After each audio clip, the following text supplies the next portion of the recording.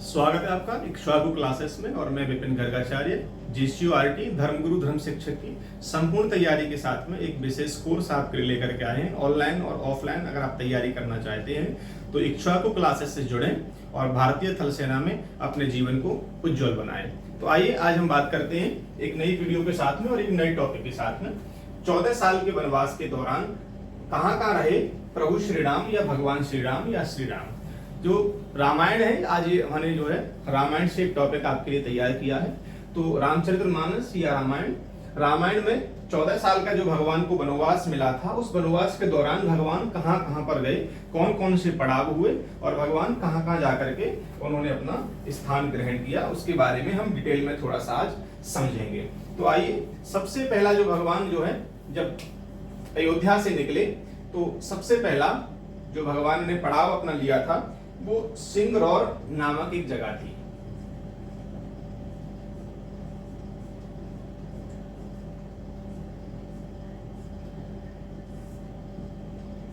ये थी सबसे पहली जगह जहां से भगवान निकले। अयोध्या से जैसे ही भगवान निकले तो अयोध्या से निकलने के बाद सबसे पहले भगवान सिंगरौर पहुंचे। ये भगवान का पहला पड़ाव था।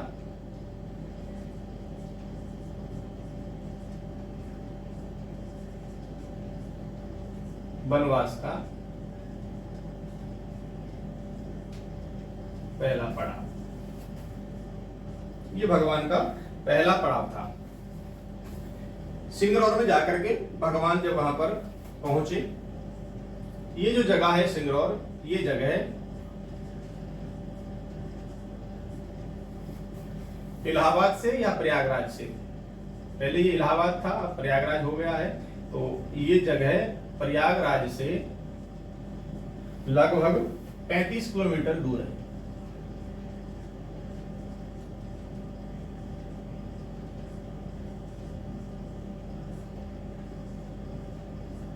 कितनी दूर है? 35 किलोमीटर दूर है।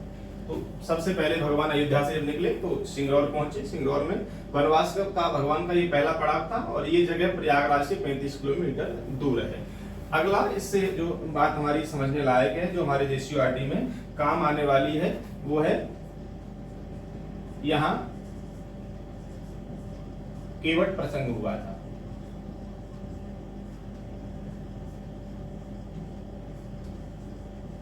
ये बहुत ही विशेष बात है। कभी भी प्रश्न पूछ लेगा केवट प्रसंग भगवान के कौन से पड़ाव में हुआ था या कौन से स्थान पर हुआ था। अयोध्या से निकलने के बाद केवट प्रसंग जो है कौन से पड़ाव में आता है। तो ये कई प्रकार के प्रश्न आपको बना करके वो पूछ लिए जाएंगे। तो ये बहुत ही विशेष चीजें हैं जो आपके समझने के लिए हैं और जीसीयूआरटी के लिए बहुत ही महत्वपूर्ण है। यह जो नगर है सिंगरौर, यह गंगा घाटी के किनारे बसा है।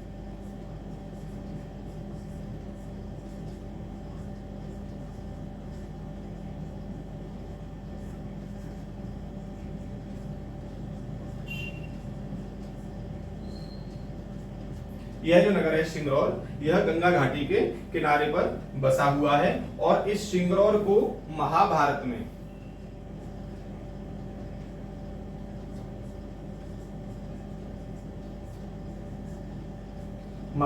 में इसे तीर्थ कहा गया है।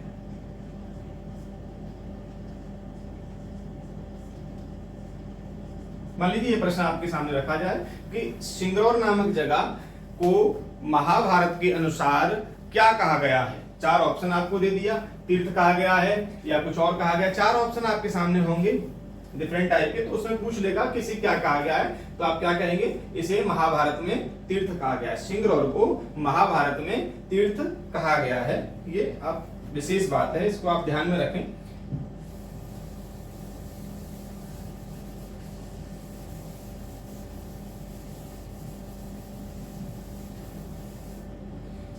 दूसरा हम समझेंगे, भगवान कुरई नामक स्थान पर गए।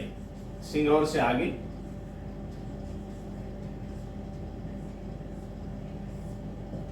भगवान कुरई नामक स्थान, ये सिंगरौर से गंगा पार करके पड़ता है। ये जगह जो भगवान जब सिंगरौर में थे,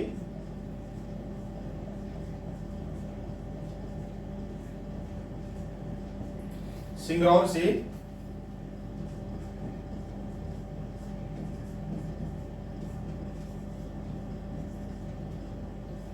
गंगा पार करके श्री राम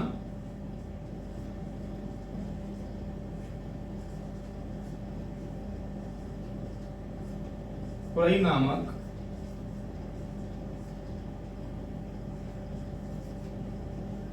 स्थान पर गए या पहुंचे, कुछ भी पूछ सकता है। तो सिंगरौर से गंगा पार करके श्री राम पुरई नामक स्थान पर पहुंचे। इस स्थान पर भगवान ने लक्ष्मण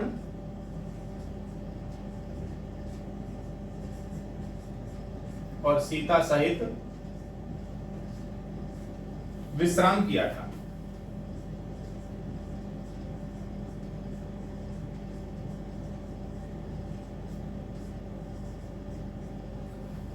सिंगरौर से आगे जो पुरई नामक स्थान है, यहाँ पर भगवान कुछ देर रुके।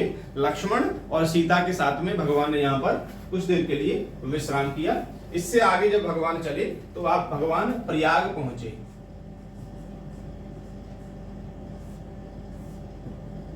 भगवान प्रयाग पहुंचे। पुरई के बाद भगवान जब प्रयाग में पहुंचे तो प्रयाग में, ये जो प्रयाग है ये तीर्थों का राजा कहा गया है इसे।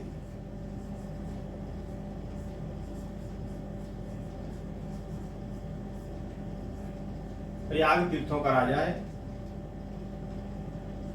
3 नदियों का यहां संगम है।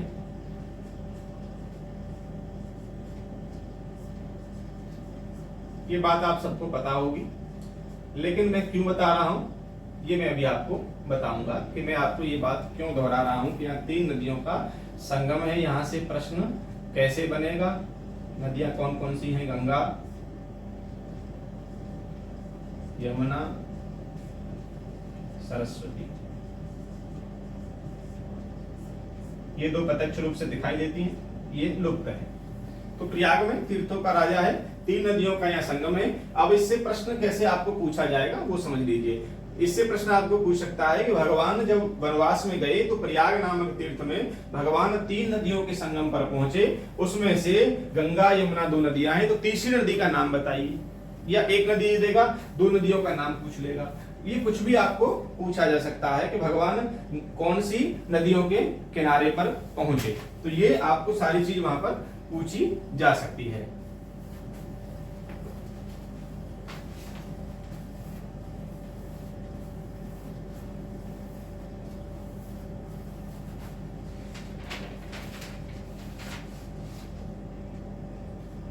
आइए चलते हैं आगे।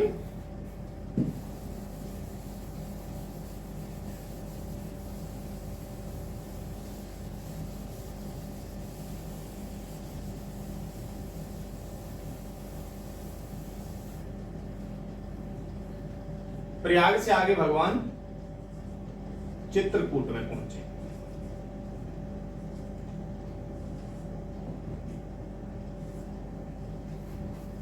ये भगवान की यात्रा का दूसरा पड़ाव था। इसे यात्रा का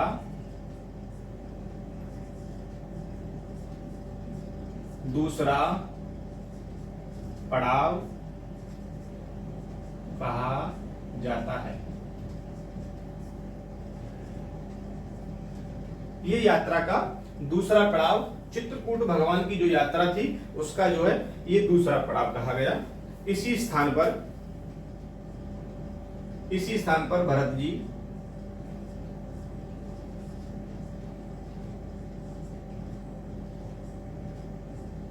सेना के साथ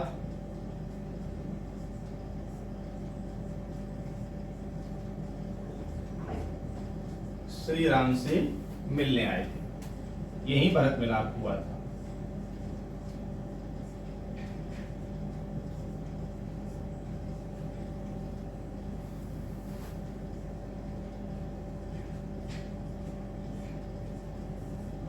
भरत जी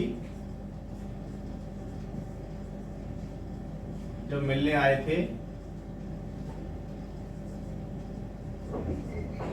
तब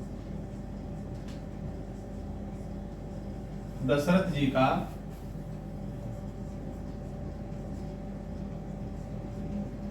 देहांत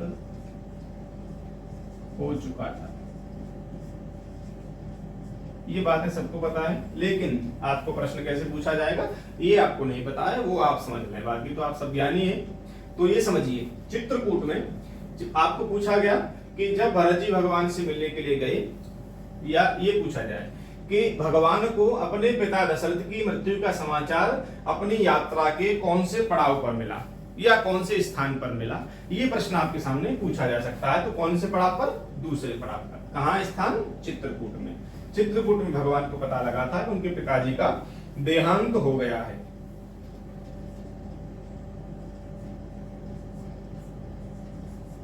भरत जी को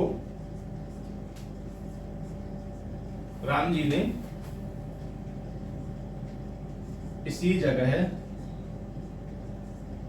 पर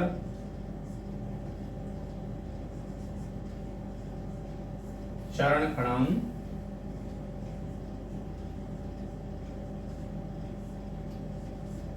प्रदान करी। इसी जगह पर भरत जी को भगवान श्री राम ने अपने चरण खड़ाऊं दी और भरत जी लौट करके अयोध्या की गद्दी पर उन्हें रखा।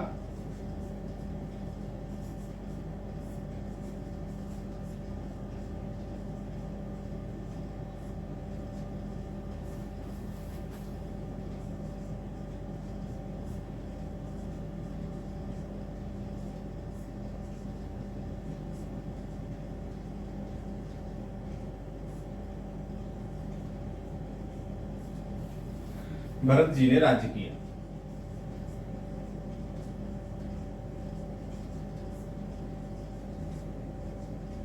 कब तक किया? जब तक भगवान वापस नहीं आए। तो ये रहा हमारा चित्रकूट संबंधी जो भी जानकारी है, ये आपको यहां से पूछी जा सकती है। चलेंगे भगवान के अंतिम स्थान, अगले स्थान की ओर। अंतिम तो अभी बहुत दूर है, अभी अगले स्थान की ओर चलेंगे।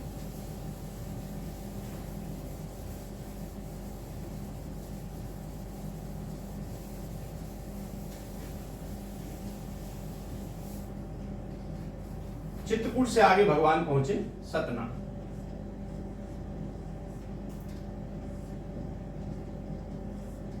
चित्रकूट से आगे ये भगवान की यात्रा का तीसरा पड़ाव।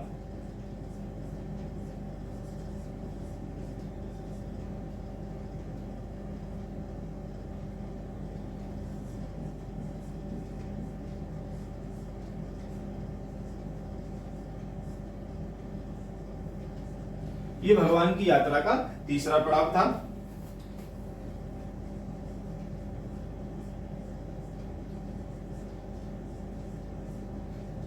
अत्रि मुनि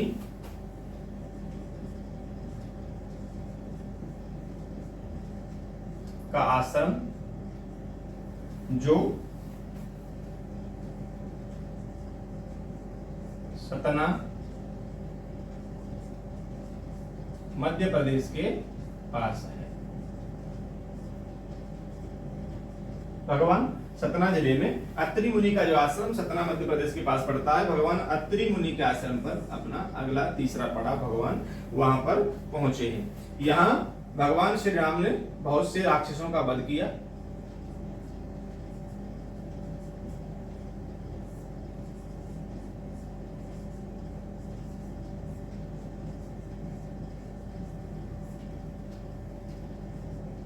और यहीं पर जो राक्षसों का वध किया है उसका जो वर्णन है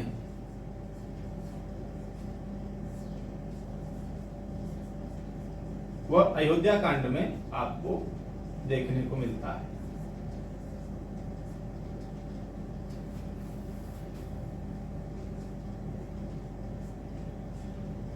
ये रहा भगवान का तीसरा पड़ाव। आइए चलते हैं हम अगले पड़ाव की ओर। भगवान इससे आगे चले और पहुंचे दंडकारण्य वन।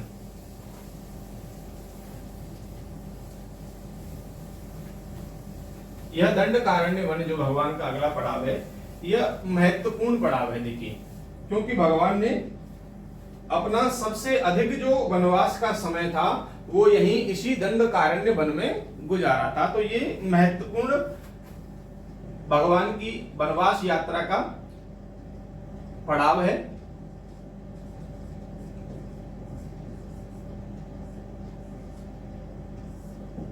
भगवान आगे दंडकारण्य, ये दंडकारण्य छत्तीसगढ़ के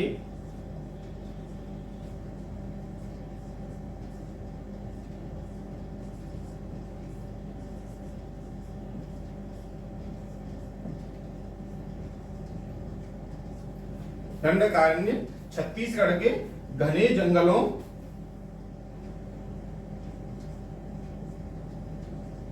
जंगलों में है।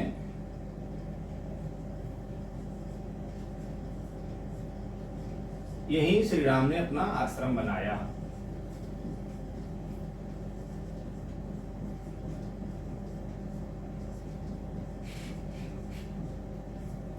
यहीं श्री राम ने अपना आश्रम बनाया और अधिक समय यहीं पर भगवान का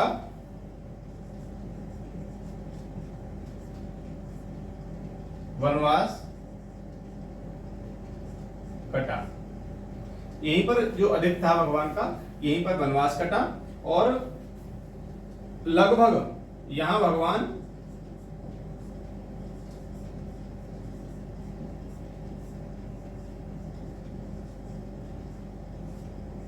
लगभग 10 वर्षों तक रहे।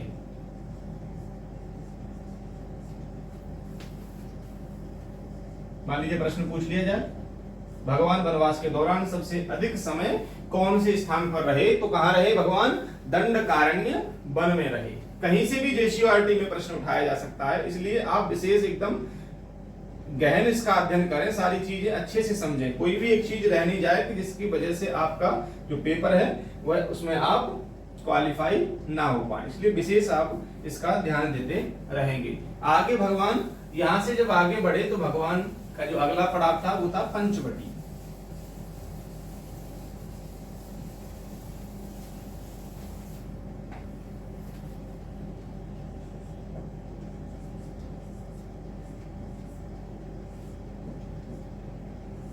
आगे भगवान जब चले तो भगवान कहां पहुंचे?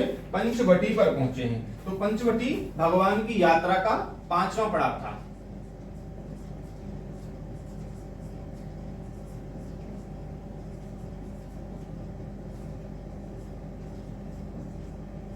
ये यात्रा का 5वां पड़ाव था। ये नासिक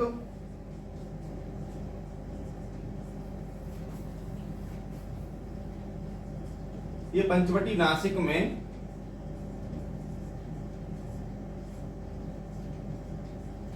गोदावरी तट पर स्थित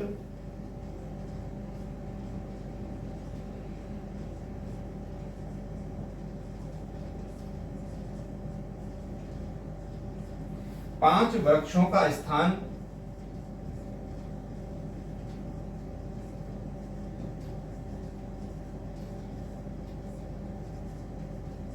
पंचवटी है। पंचवटी यात्रा का भगवान का 5वां पड़ाव, ये नासिक में गोदावरी तट पर स्थित 5 वृक्षों का जो 5 वृक्षों का स्थान है वह पंचवटी कहलाता है। ऐसा माना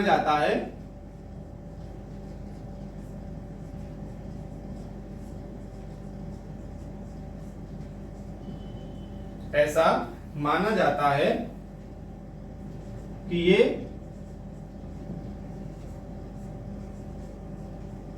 पांच वृक्षों को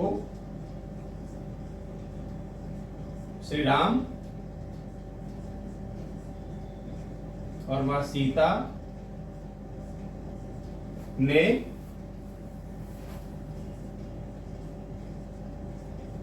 लक्ष्मण के साथ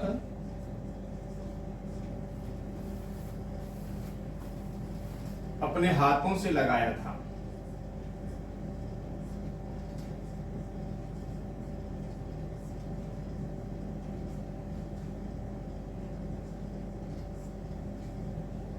अपने हाथों से लगाया था। पंचवटी पर अगली जो घटना हुई वो घटना ही कहेंगे। यहीं पर लक्ष्मण ने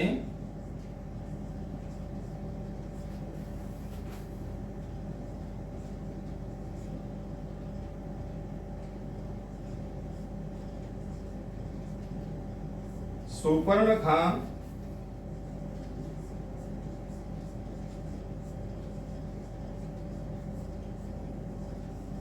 की नाक काटी थी। ये रहा भगवान का 5वां पड़ाव, पंचवटी। ये भगवान की यात्रा का 5वां पड़ाव था।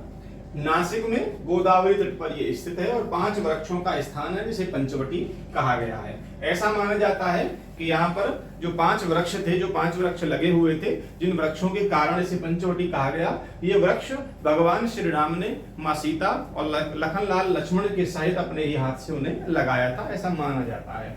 और यहीं पर लक्ष्मण ने सुपर्णखा की नाक को काटा था। रामचरितमानस में या रामायण में आपने इसका विस्तृत पढ़ाई होगा कि सुपर्णखा कैसे आई, भगवान से क्या क्या कहा और लक्ष्मण ने उसकी जो है नाक यहाँ पर काट दी थी। ये भगवान के 5वें पड़ाव में हुआ। ऐसे ही आगे भगवान के कई पड़ाव हैं। पंचवटी के बाद में भगवान का जो अगला पड़ाव हमारा रहेगा वो सर्व तीर्थ रहेगा, सीता की खोज। उससे आगे भगवान केरल में गए, ऋषिमुख पर्वत गए। उसके बाद भगवान कोड़ीकरई पहुंचे हैं।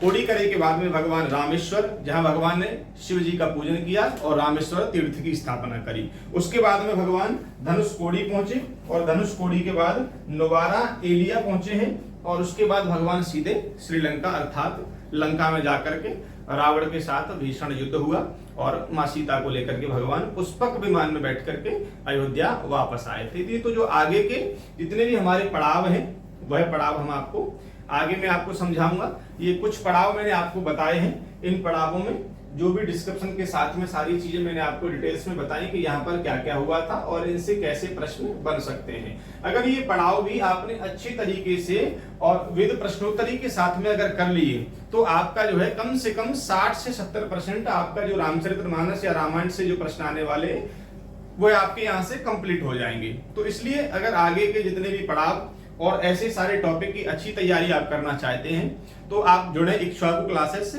और ऑनलाइन क्लास करके, ऑनलाइन कोर्स परचेज करके आप अपनी JCORT की धर्मगुरु धर्म शिक्षक की बेहतर तैयारी कर सकते हैं। बाकी सामान्य अध्ययन के लिए भी हमने जो है क्लास रखी है, आपको सामान्य अध्ययन भी यहाँ पर कराया जाएगा। सामान्य अध्ययन में सारी चीजें इतिहास भूगोल से लेकर के संविधान से लेकर के जितनी हमारी पुस्तकें, लेखक होते हैं, अंतरराष्ट्रीय संगठन होते हैं, हमारी करंट अफेयर्स, ये सारी चीजें जो आर्मी के पेपर से संबंधित हैं, हमारे JCORT के जो बेस्ड है, जो हमारा सिलेबस दिया गया है उसी के अनुसार हम आपको सारी चीजें यहाँ पर कराएंगे। और उसके बाद हमारे जो धर्म भाग है, धर्म भाग में मैंने आपको बहुत सारे ऐसे टॉपिक कराए, आप डिटेल्स में वीडियो हमारी देख सकते हैं। पीछे हमारी वीडियो है, लिंक में अभी आपको मिल जाएंगी।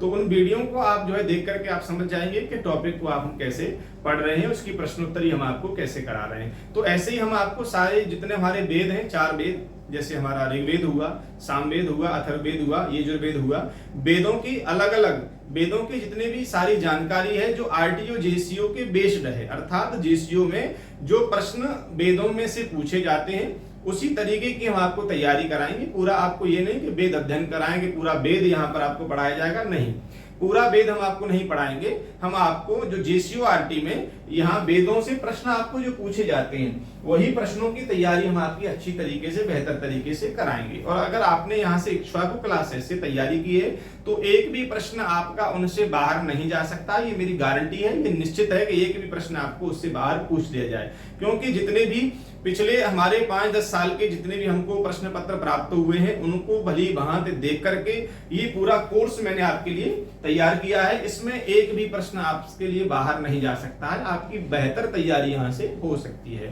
तो धर्मगुरु धर्म भाग हो गया। इसके बाद में जो हमारा साक्षात्कार होता है, साक्षात्कार हमारा धर्म भाग से होता है। जनरली इसमें आपको 1-2 क्वेश्चन जो है करंट अफेयर से या आपके बारे में, ये सारी चीजें इधर उधर की सामान्य अध्ययन से पूछ लिया जाता है, लेकिन ज्यादा से ज्यादा आपको कर्मकांड से, ज्योतिष से या हमारे धर्म भाग से, वैदिक ज्ञान से आपको पूछा जाता है। तो जो आपका हम यहाँ पर आपको तैयारी कराएंगे आपकी धर्म भाग की, वो तैयारी आपकी ऐसी होगी, साथ ही साथ आप साक्षात्कार की भी आपकी उसी में तैयारी हो जाएगी। लेकिन वह तैयारी आपकी निखार कैसे लेगी? जो आपने साक्षात्कार की तैयारी करी है उसके लिए हमने आपके लिए मॉक इंटरव्यू रखा है। हम इसी ऑनलाइन के माध्यम से नहीं, हम आपको ऑफलाइन के माध्यम से आपको अपने प्रतिष्ठान, अपने संस्थान में बुला करके और अपने संस्थान में आपको डेट दी जाएगी, उस डेट के माध्यम से आप आएंगे और आपका मॉक इंटरव्यू होगा। मॉक इंटरव्यू में आपको ये सारी चीजें सिखाई जाएंगी, आपका इंटरव्यू लिया जाएगा, आपकी कहां पर कमजोरी है, आप कौन सी चीज गलत कर रहे हैं, इन सारी चीजों को जो है देखा जाएगा और देखने के बाद आपकी उन चीजों को सुधार किया जाएगा। ये सारी चीजें हम आपको मॉक टेस्ट के अंदर बताएंगे। इसलिए जुड़े रहें इक्ष्वाकु क्लासेस के साथ में और ज्वाइन करें JCURT ऑनलाइन कोर्स और अपने जीवन को भारतीय थल सेना में उज्जवल बनाएं। धन्यवाद।